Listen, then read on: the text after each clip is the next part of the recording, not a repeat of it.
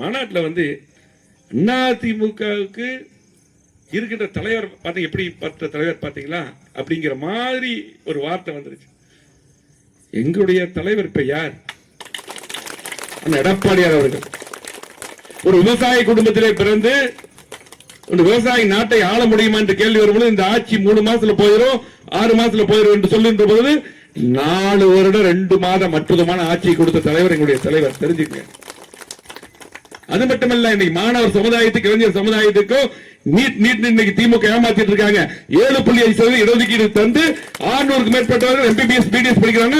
எடப்பாடியார் காரணம். இன்னைக்கு 11 மருத்துவக் கல்லூரி கொண்டு வந்தது யார்? இன்னைக்கு மத்திய அரசுல நம்முடைய பாரத பிரதமர் கேட்டு கொண்டு வந்தது எடப்பாடியார். கொரோனா நேரத்தில் எல்லாம் பாத்தீங்கன்னா திணறிட்டு இருக்கும்போது இளைஞர்களுக்கு, மாணவர்களுக்கு ஆல் பாஸ் போட்டு தந்தது யார்? எடப்பாடியார். ஒவ்வொரு மாவட்டத்துக்கும் செய்ய முடியாத திட்டங்களை எல்லாம் கொடுத்தது எடப்பாடியார். இங்கேயும் கூட பாத்தீங்கன்னா இன்றைக்கு கூட்டுக்குடிநீர் திட்டம் 50 வருஷத்துக்கு வருகின்ற 50 வருஷத்துக்கு குடிநீர் பிரச்சனையை போக்க திட்டம் தந்தது எடப்பாடியார். நான் தான் அதுக்கு அமைச்சர். அது மட்டுமல்ல, எடப்பாடியார் யார் திட்டங்கள், எம்ஜிஆர் திட்டங்கள் மட்டுமல்ல, மக்களுக்கு தேவையான திட்டங்கள் தான் தலைவராக எடப்பாடியார் முதலமைச்சராக இருந்தார். அது மட்டுமல்ல, இன்னைக்கு கழகத்துடைய பொதுச் இப்ப அவரு பேசிட்டு நான் சிங்கம், நான் எப்போது ஒரு நாள் வெளியே வருவேன்னு சொல்லிட்டு அவரு நம்ம தலைவரை பத்தி பேசுறாரு. எங்க தலைவரை எடப்பாடியாரை பத்தி பேசக்கூடிய உரிமை அவருக்கு மட்டுமல்ல, யாருக்கும் இல்லை.